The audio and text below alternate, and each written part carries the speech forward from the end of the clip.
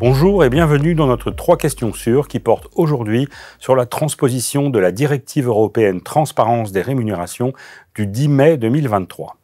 Les États membres de l'Union européenne doivent la transposer dans leur droit interne d'ici début juin 2026, c'est-à-dire demain. L'échéance approchant, la ministre du Travail, Mme Astrid Panosyan-Bouvet, a lancé le 21 mai 2025 des concertations avec les partenaires sociaux, l'objectif étant de présenter un projet de loi au cours du mois de septembre 2025. Selon le principe du 3 questions sûres, nous vous avons demandé quelles étaient vos questions et nous en avons sélectionné 3.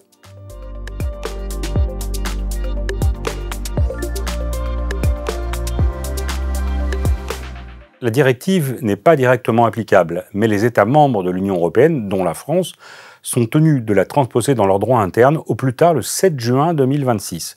Ce sont donc ces textes de transposition français qui détermineront les obligations incombant réellement aux employeurs. Voici les points du volet transparence des rémunérations de la directive qu'il appartient au projet de loi de transposer.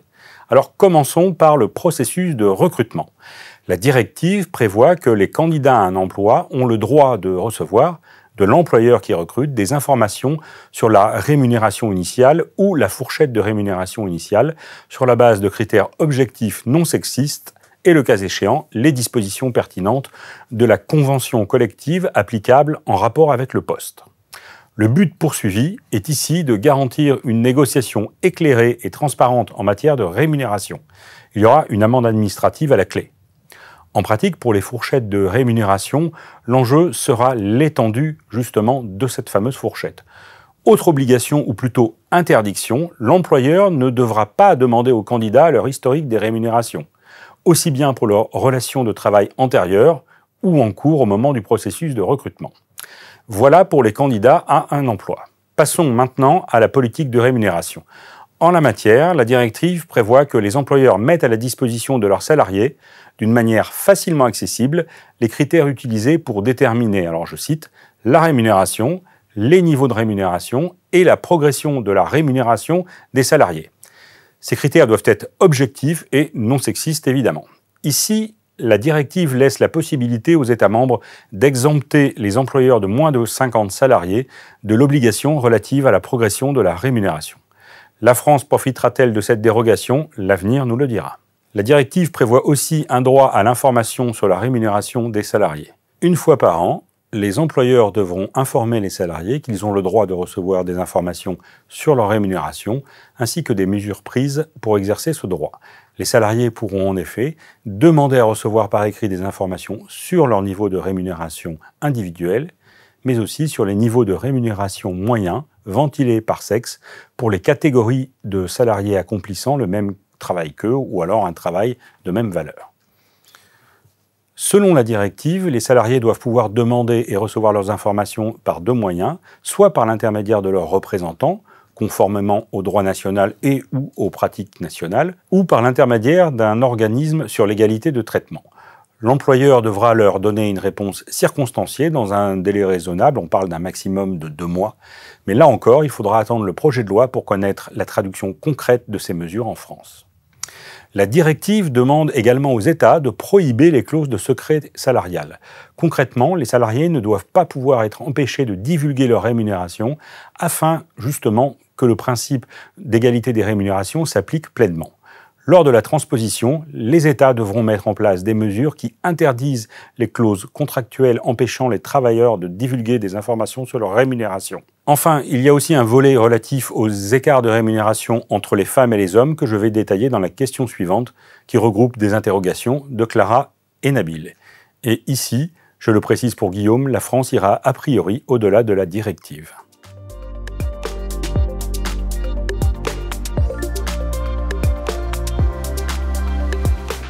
La directive comporte un important volet relatif à une obligation de communiquer aux administrations ou organismes compétents, selon les États, des données sur les écarts de rémunération entre les femmes et les hommes. Schématiquement, la directive impose aux États membres de prévoir une obligation de communication de 7 indicateurs aux employeurs de 100 salariés et plus à échéance de juin 2027 ou 2031, selon l'effectif de l'entreprise.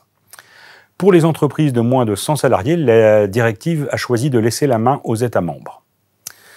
Si un écart moyen de niveau de rémunération entre les sexes d'au moins 5% non justifié est mis en évidence, alors l'employeur devra y remédier dans un certain délai.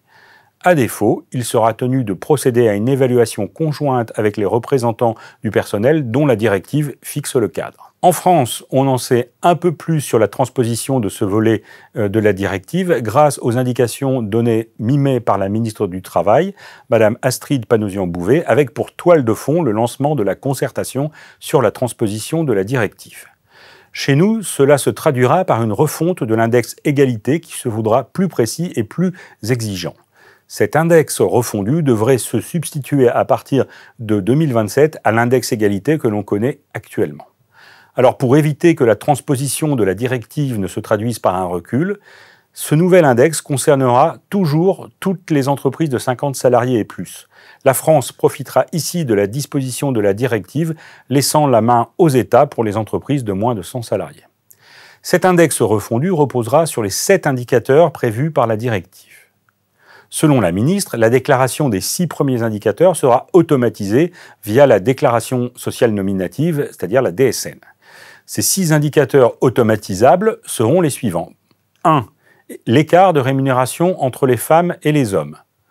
2. L'écart de rémunération entre les femmes et les hommes au niveau des composantes variables ou complémentaires de la rémunération.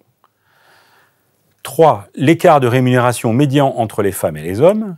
4. L'écart de rémunération médian sur toutes les composantes variables ou complémentaires. 5. La proportion de travailleurs féminins et de travailleurs masculins bénéficiant de composantes variables ou complémentaires. Et 6. La proportion de travailleurs féminins et de travailleurs masculins dans chaque quartile de rémunération. Le 7e indicateur, c'est l'écart de rémunération entre les femmes et les hommes par catégorie de travailleurs, ventilé par salaire ou traitement ordinaire de base et par composante variable ou complémentaire. Selon la ministre du Travail, ce critère n'est pas automatisable puisqu'il implique que l'employeur classe les travailleurs par catégorie d'emploi jugée de valeurs égales. Pour tenir compte de cette difficulté, le gouvernement propose donc aux partenaires sociaux de moduler la fréquence de déclaration de ce 7e indicateur. On aurait une déclaration tous les 3 ans pour les entreprises de moins de 250 salariés et une déclaration annuelle, donc chaque année, pour les entreprises de 250 salariés et plus. En outre, pour les entreprises dont l'effectif est inférieur à 150 salariés, l'obligation de déclarer le 7e indicateur ne serait effective qu'à partir de 2030 au lieu de 2027. Alors, on sait également que lors des concertations, 2 points devraient donner lieu à des échanges entre les partenaires sociaux et la ministre. On a le critère des promotions qui est pris en compte dans l'index actuel mais qui n'est pas dans les indicateurs de la directive. Et de même, on ne retrouve pas au niveau de la directive l'indicateur lié aux augmentations au retour de congés de maternité. Autant de grains à moudre pour les partenaires sociaux et la ministre.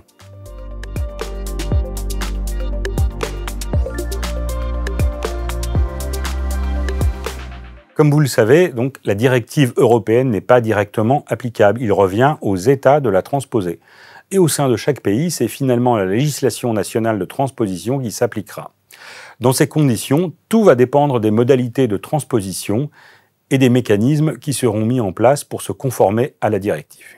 Il y aura donc très certainement des écarts entre les États, certains étant plus stricts que d'autres sur tout ou partie de la directive.